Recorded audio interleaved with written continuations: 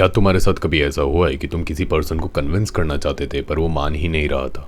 Well, this is the part of seduction. तुम इसमें fail हो चुके हो and you are very bad at it because तुमने कभी इस चीज़ की प्रैक्टिस ही नहीं करी।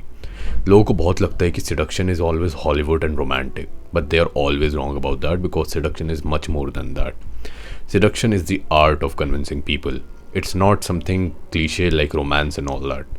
Seduction is just mere art of convincing people. तुम लोगों को अपने will के अकॉर्डिंग बेंड कर रहे हो and this is a skill, और हर एक स्किल की तरह इसे सीखने में टाइम लगता है।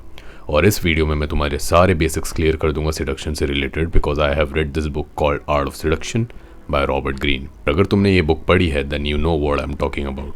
The number 1 basic is always be suggestive not direct. अब तुम किसी को कन्विंस करने की कोशिश कर रहे हो तो सामने वाले को ऐसा लगना ही नहीं चाहिए कि यू आर मेकिंग हर और him do that. It is always suggestive और इसे हमेशा सजेस्टिव ही होना चाहिए।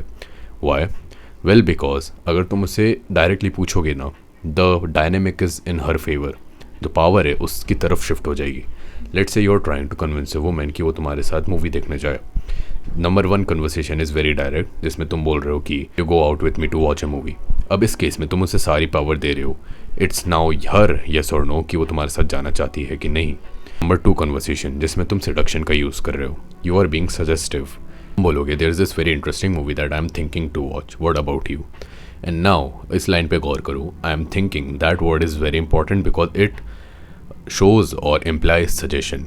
इसमें तुम ये बता रहे हो कि you are just thinking and it's in the process and now the power is in between both of you. अब उसके यस और नो पे चीज़ें डिपेंड नहीं करती। इट्स जस्ट कि अब उसे कन्वर्सेशन लीड करनी पड़ेगी इन अ वे कि अगर उसे देखनी है या नहीं, और अगर वो देखना चाहेगी then she'll lead it in a positive way. Yeah that was the number 1 basic of seduction and very important, always be suggestive about stuff. Second thing, में लोगों के बिहेवियर को नोटिस करना होगा and you have to identify कि वो किस type के पर्सन है। You can not be the type of person जो सोचता है कि हर एक इंसान एक जैसा होता है या हर एक औरत एक जैसी होती है।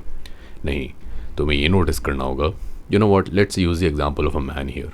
Let's say there is this man, हमेशा से एक ऐसे पेरेंट्स के साथ बड़ा हुआ है जिसमें वो एक मदरलेस बिहेवियर पोर्ट्रे किया जा रहा है, जिसमें उसकी मदर जो है हमेशा एब्सेंट थी। Let's say she is at work और वो उसे इतना अटेंशन नहीं देती थी, या फिर she was absent all the time, right?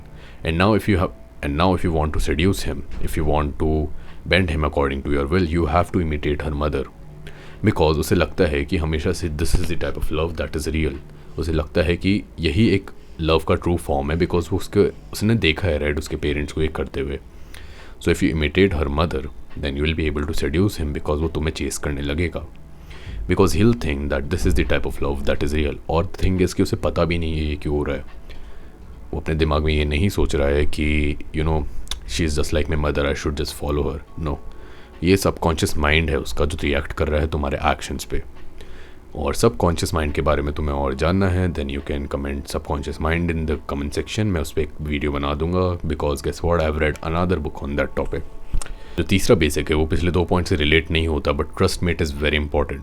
The third point is play with your appearances. देखो, seduction is all about the art of convincing people, right? But it is also dependent upon your appearance. तुम कभी भी crowd के साथ blend in नहीं हो सकते because your target will want to see you somehow special. Your appearance should stand out somehow in a minor way or even in a major way. For example, अगर मैं अपनी बात करूँ तो I was always this type of kid जो अपने बालों को कभी कंघी नहीं करता था। मुझे कभी पसंद नहीं था। I did not like the feeling of very tidy hair. But that stood out because मैं हमेशा अपने बाल विदाउट कोम्ब रखता था and it stood out and it is always like that now and it is the part of me that always stands out in the crowd because if there are 10 people जिन्होंने अपने बाल बना रखे हैं then I will always stand out within them.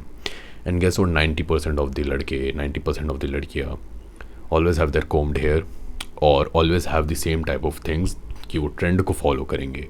जो लोग बाकी कर रहे हैं they will always try to fit in with them. But when you start to you know unfollow the crowd, जिसमें तुम्हारे एक पर्टिकुलर पार्ट है तुम्हारी बॉडी के बारे में जो स्टैंड आउट कर रहा है, you will be able to seduce people. तुम ब्लेंड इन नहीं हो रहे हो, that is very important. So yeah these were the things जो तुम्हें एक सिडक्शन परफॉर्म करने के लिए बेसिक्स होते हैं। And until then, bye.